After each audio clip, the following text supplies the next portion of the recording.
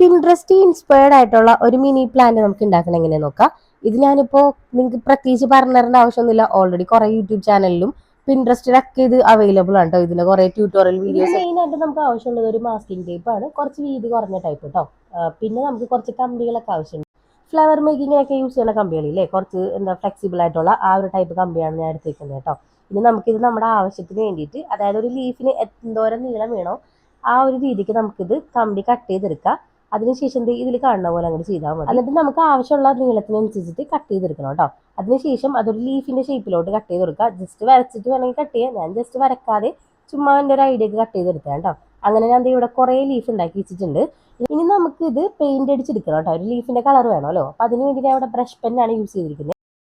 ഗ്രീനിൽ തന്നെ കുറച്ച് ലൈറ്റർ ഷെയ്ഡാണ് ഞാൻ ചൂസ് ചെയ്തിരിക്കുന്നത് കേട്ടോ. അങ്ങനെ അത് എല്ലാ ലീഫിലും പെയിന്റ് ചെയ്ത് കൊടുക്കണം. പെയിന്റ് ഉണ്ടെങ്കിൽ നിങ്ങൾക്ക് അങ്ങനെ യൂസ് ചെയ്യാം കേട്ടോ. ഞാൻ ബ്രഷ് പെൻ എടുത്തെന്നുള്ളൂ.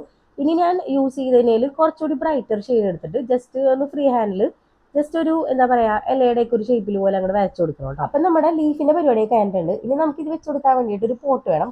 പോട്ടിന് വേണ്ടിയിട്ട് എൻ്റെ കയ്യിൽ പുഡിങ് വാങ്ങിച്ചപ്പോൾ കിട്ടിയ രണ്ട് ഈ സംഭവങ്ങൾ ഉണ്ടായിരുന്നേ. ഒരെണ്ണം ഇത്തിരി പുതിയതും ഒരെണ്ണം ഒത്തിരി പഴയതുമാണ് കേട്ടോ. ഒരു 5-6 വർഷമായിട്ട് എൻ്റെ കൂടെ ഉള്ളതാണ്. പൊട്ടിയിട്ടൊക്കെ ഉണ്ടായിരുന്നു. അപ്പോൾ നമുക്ക് ഇതിരി ചെറിയ പോട്ട് മതിയെന്നായതുകൊണ്ട് ഈ പഴയ ഐറ്റം ഞാൻ എടുത്തിട്ടുണ്ട് കേട്ടോ. അപ്പൊ അതിന് നമുക്ക് ഒന്ന് കുട്ടപ്പനാക്കി എടുക്കാൻ വേണ്ടിയിട്ട് ജൂട്ട് ത്രെഡ് വെച്ചിട്ട് ഞാൻ ഫുള്ള് കവർ ചെയ്ത് കൊടുക്കുന്നുണ്ട്. അപ്പൊ കവർ ചെയ്തപ്പോൾ ഇങ്ങനെ വരുന്നത് കേട്ടോ. ഇനി നമുക്ക് ഇതിനകത്ത് എന്തെങ്കിലും ഫില്ല് ചെയ്ത് കൊടുക്കണം. അതിന് വേണ്ടിയിട്ട് എൻ്റെ കുറച്ച് ഫോം ഷീറ്റ് ഉണ്ടായിരുന്നു. അത് അതിന്റെ അളവിൽ ഞാൻ കട്ട് ചെയ്തിട്ട് ഉള്ളിൽ ഇറക്കി വെച്ച് കൊടുക്കും. ഫോം ഷീറ്റ് തന്നെ വേണമെന്നില്ല, നിങ്ങളുടെ കയ്യിൽ എന്താണോ ഫില്ല് ചെയ്യാനുള്ളത് അത് വെച്ച് ഫില്ല് ചെയ്ത് കൊടുക്കാം കേട്ടോ.